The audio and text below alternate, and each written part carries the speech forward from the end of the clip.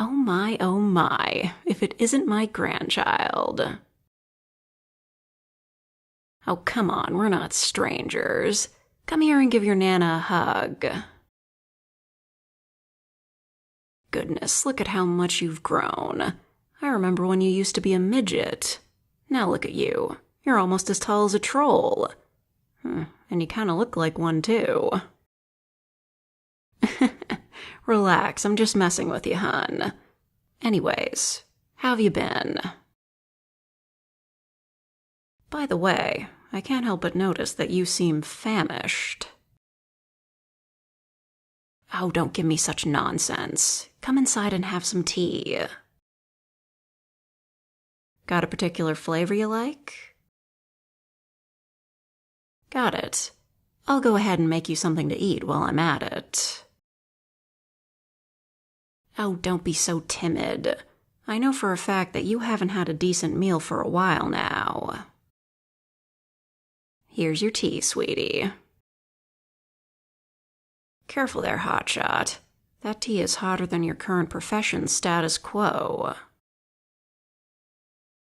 Oh, nothing. I've been meaning to ask, how are things going at the job? I asked your parents, but they say you don't seem to speak much about it. Good. As in, it's currently going good, or just good enough to say good? Right. Okay. So, you got yourself a significant other already? Jeezums, kid, what happened? Did a fly suddenly perform a last-minute kamikaze in your tea? No. Oh, well, take this cloth and clean yourself up. You'll need it after doing a spit take like that. Oh, come on. Nana can't ask her grandchild if they managed to settle down with someone? Complicated, huh? I wouldn't think it would be, considering the type of work you're doing. Well, don't sweat it. I'm sure you'll be able to find someone eventually. Or, you could always take them for ransom and see how long it lasts before they end up catching feelings for you. Yes, dear? I don't know, kiddo. Are you a yandere? Mayhaps. But in all seriousness, you can't be expecting for someone to just fall right into your arms. I know some heroes do it all the time, but let's be honest, they do that with basically everyone. When you find someone who you know is a keeper, you've got to hang on to them like super glue. If that makes sense.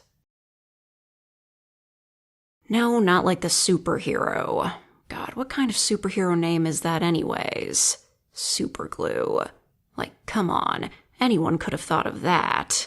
I swear, the youngsters these days know nothing when it comes to naming themselves something unique. Look, all I'm saying is that when you choose a super name, you need it to mean something. It needs to sound powerful, meaningful, and depending on the context, strike fear into even your most fearless enemies. Hey, the Faker is a good name. You just have bad taste, that's all. Well, let's hope your taste buds haven't gone completely sour. Here, eat up. It's good, isn't it? Oh, thanks, sweetie. And I always miss you kids eating my cooking. I swear, your mother was never as appreciative about my cooking as you are. I swear, I should have gotten her checked out by a doctor or something. Ah, I see. Looks like Mr. Magnificent has once again come out on top. Not really. That's all the news talks about anyway.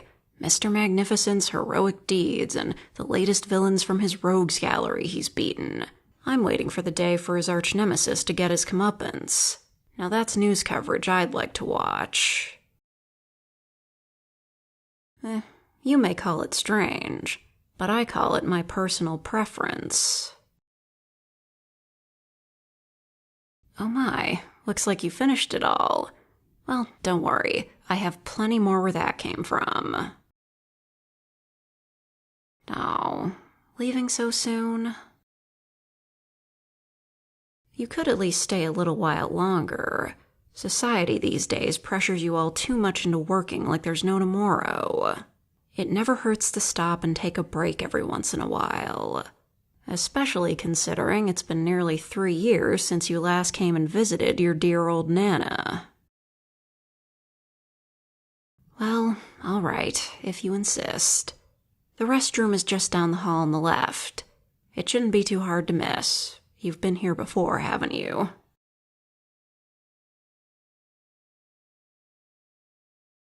The kiddo has been in the restroom for an awful long while now. I should go check up on them. Wait, that book wasn't always stuck so far out. I knew it. You know, there's a reason why we often use the first half of the phrase, curiosity killed the cat, right? Thankfully for you, you are my grandchild, and you were always the type to be snooping around. Of course, this is my secret lair. Everything in here is mine. Who else do you think it belongs to? Yes, hun. I am the notorious supervillain known as the Faker. Well, I was. I've been officially retired for a good minute now. Yep, that's my workstation, my training/gym station, my armory, my many gadgets and tools, the many costume alternatives, and the masks. Some still in pristine condition so many years later. Yes, it is quite the surprise, isn't it? Hey, no fair. I used to go by many names. The imposter, the trickster, the swindler, deceivtress, Miss Charlatan. But for some reason, the Faker stuck with the public. So I rolled with it. Oh yeah, your mom knew. She didn't find out till years later, though. I mean, you know how hard it is to raise a child while working as a supervillain? She was bound to find out eventually. Yeah, your grandpappy knew too. God rest his soul. He was in full support of my lifestyle and career. And now that you know, it only makes sense for me to give you some advice and pointers, since you clearly need it. Oh, please. I may be old, but I'm not stupid. I'm fully aware of the fact that you're one of this city's local supervillains. I mean, after I heard a rumor about a new addition to Mr. Magnificent's Rogues Gallery, I knew it had to be my own grandchild. Even when I first met you as a little kid, I always felt you had a knack for that sort of thing. So, I heard that you've been dealing with a lot of embarrassing defeats lately, correct? Thought so. I can see why you're considered an arch-nemesis and not the real deal. Well, at least you got a decent supervillain name going for you. Although, I would have chosen something more sinister. Anyways, you kids these days clearly need a form of guidance. See, back in my day, I was notoriously known as one of the big bads for supervillainy. I was a threat to everyone and everything, and thanks to my alias, no one knew for certain if I could truly be trusted.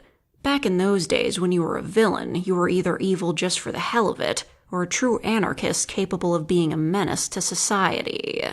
Now, it's all about these sad and tragic revenge stories that are like a dime a dozen.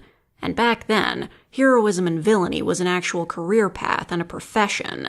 Now, almost everyone treats it like it's a side hustle. And don't get me started on all the politics, guilds, governmental programs, regulations, and unions of it all. Especially for heroes. Ugh. Right, you say that now, but back in my day when you captured a hero, their life was in actual danger. strap them to a conveyor belt that slowly made its way into a furnace or crusher, dangle them above a tub of acid or a tank filled with sharks that haven't been fed in the last 24 hours as the ropes slowly break from the tension, or even have them restrained to a table as a super laser charges up. By the way, I have never made that mistake. I always keep my super lasers charged up. Nowadays, you all just keep them in these mundane and ugly prison cells. I mean, come on. Someone recently told me that they kept their superhero nemesis in a room lit with only a red light. A red light? Like, seriously? Look, I don't care if it's supposed to weaken their powers over time. One bad power outage and your prisoner will be out in, 5 minutes? Well, that's enough ranting from this old geezer. Shouldn't you be heading out? I mean, you were in such a rush to leave earlier. Oh, I see. Well now, in that case, of course you can stay. Only if you let me give you some pointers on how to improve your performance and your ranking as a villain. Trust me, before long, everyone will be able to instantly recognize your work. Good. Now first things first, we gotta get you a wardrobe change, hon. This cape ain't cutting it. Nuh-uh, no capes. That's final. I'll call up your aunt and see what she can come up with. Huh? Oh yeah, your aunt knew about my identity for years. In fact, she was my personal tailor. Yep. She wasn't just my tailor, though. I helped her start a business tailoring costumes for all kinds of villains and heroes. Oh, don't get all slackjaw on me now. Come on, we have a lot of work ahead of us.